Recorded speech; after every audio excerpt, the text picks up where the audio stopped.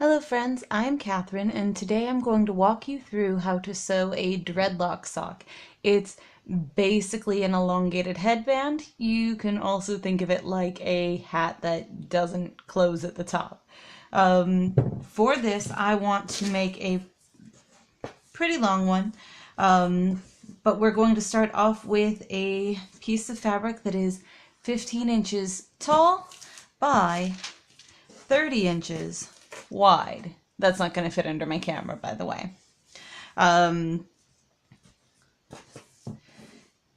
We're going to lose some of that length from hemming, and we're going to lose some of the width from hemming, and you're going to want to use a stretchy fabric. You want something that's got some give to it. You particularly want the give to be in the direction that you're going to have it wrapped around your head because you want it to end up pretty snug. So like that way. See? Then what we are going to do is take and sew it along its length. So along the 30-inch side, and you're going to sew the raw edges with the right side out. The right side is the side with the pattern on it. The wrong side is the side without the pattern on it. This will be the setup for a French seam. So we're going to start by sewing with the right side out along these raw edges, the whole 30-inch length of our piece of fabric.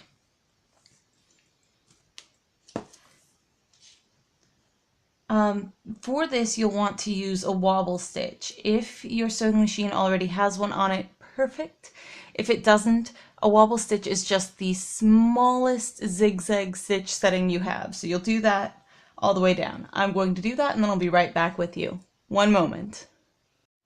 There we have it. I've got the raw edges sewn together with the smallest zigzag stitch I have. Now, technically speaking, you could use it at this stage and it would work, but it's not very nice. It's got this raw edge out here. It's got these raw edges on the ends. We can do better. And we want to complete our French seam anyway. So what we're going to do is take our length of fabric, which is now a tube because we've sewn it all the way down, and turn it inside out. That will give us a tube with our wrong side out this time.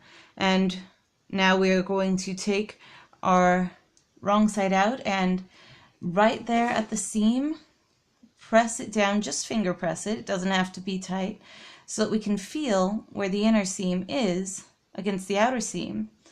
And then do the exact same thing over again. Run a wobble stitch down right to the outside of where we can feel that inner fabric ends. That way it becomes totally encased in this little tube we'll end up making of the fabric on the seam.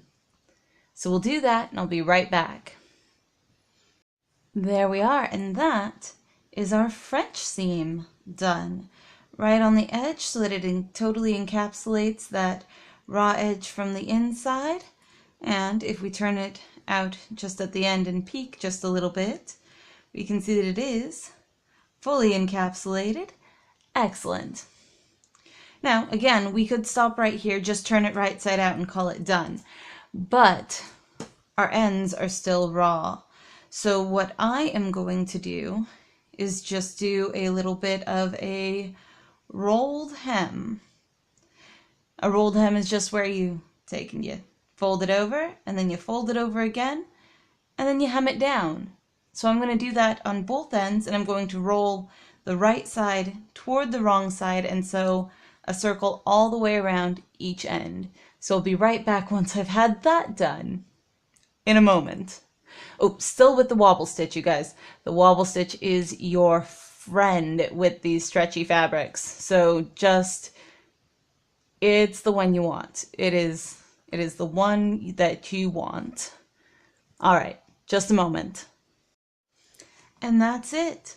Both ends roll hemmed.